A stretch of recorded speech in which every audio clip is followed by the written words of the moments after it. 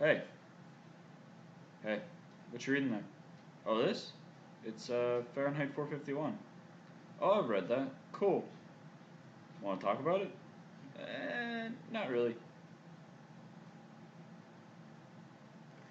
Fine, what'd you think about the book? I thought it was awful. Then why do you want to talk about it? Well, just because something's awful doesn't mean it's not great. I mean, sure, I was bored, but Bradbury, the author, just presents some really interesting ideas. Interesting is a non-word. It has no value. Shut up. No, you shut up. Anyways, basically the author not only challenges Guy, but also challenges the reader. Well, how does he challenge the reader? I mean, how does he challenge Guy? Who's Guy again? Well, he challenges the meaning of Guy's life, as well as the reader's. Also, he's literally the protagonist of the novel. How do you, I thought you were reading this. Uh. Anyways, how does he do that? Well, Bradbury uses Guy as a surrogate for the reader. I mean, for example, Guy's marriage is put into question. Therefore, so are the reader's relationships. Wait, but then why does shh? I'll explain all that. Just let me get to my point, okay? Uh, so, anyways, sadly, like a lot of Americans, Guy and his wife have a loveless marriage. I mean, when Guy needs emotional support from his wife, she tells him, "Let me alone. I didn't do anything," as if she doesn't want to help Guy, and that somehow Guy's bothering her. Damn, his wife is cold. I mean, Guy's no better. He literally says he wouldn't care if she died. She? His wife. Oh, no way. Yeah, dude, page 47, and I quote, Guy remembered thinking that if she died, his wife, he was certain he wouldn't cry. I mean, they don't care about each other. So what? So, that isn't exactly a healthy relationship. I mean, according to the University of Washington, any relationship where no one cares about each other can't be healthy. How does this relate to me, the reader again? Well, think about Bradbury's demographic of reader when the book came out. American? Exactly. As reported by the APA, 50% of marriages end in divorce in the US. So you could see how an American reader could relate and learn from Guy's relationship. Yeah, but what about people who aren't married? Hmm. Well, when they read this book, they can still learn from Guy's relationship. As I stated before, you can learn to identify how Guy's relationship isn't healthy. Bradbury as an author engages the reader with the values he presents in the book, and at the same time pushes us to consider our own lives being reflected in the novel. Cool, I'm gonna go back to reading. An important aspect for a fulfilling life, right? Sure. Well, Bradbury sure thinks so. That's why he gives Guy the worst job possible. Firefighter.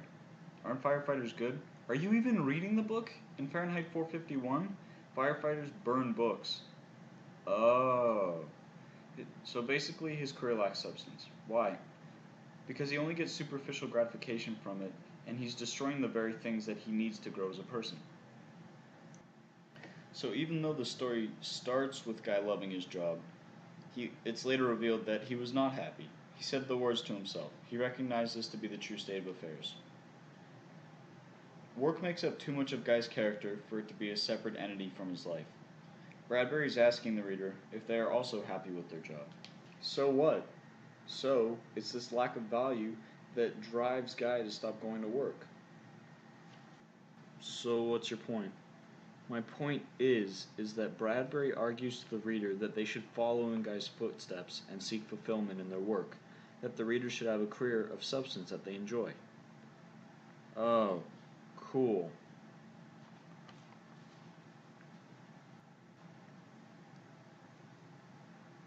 Oh, I'm gonna leave now. How do you think most people derive meaning from their lives? Improving themselves? Exactly, self improvement. And in Fahrenheit 451, Guy comes to this conclusion. Therefore, so does the reader. Exactly. The society in the novel prevents personal growth by destroying books and outlawing intellectualism. This lack of personal growth and substance leads to the frequent attempted suicides in the novel. When the machine operator who saves the lives of suicidal citizens is asked how often he gets these calls, he answers, "We get these cases 9 or 10 a night." In a society where there are multiple suicide attempts per night, the members of the society are clearly not happy. Yeah, man, I get it.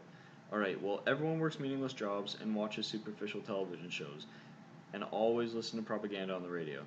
Okay? The result of which is a lack of meaning, depression, and misery. Cool. Bradbury shows the reader a society where personal growth is hindered by the government and intellectualism is taboo. This situation begins to cause Guy Montag to question his life, and in turn, the reader to question their life. Alright, man, I'm pretty sure I'm starting to get to the point, so, how about you wrap things up? I will. Okay. Look, man, I got a lot to say about this book, man. It's Fahrenheit 451 is such a rare piece of fiction whereby the protagonist is not only challenged, but also the reader. Yeah, no, I got that. You've stated that multiple. Loveless relationships, a pointless job, and a lack of personal growth are the three principal reasons for Guy's lack of meaning in life, and the resultant lack of happiness that he has. The author asks the reader to apply these existential questions and modern values to themselves. Bradbury's speculative science fiction is not only a literary masterpiece for its expressive and poetic language, but also for its ability to engage and challenge the reader. Cool. How about you go write your essay now? Wait, what?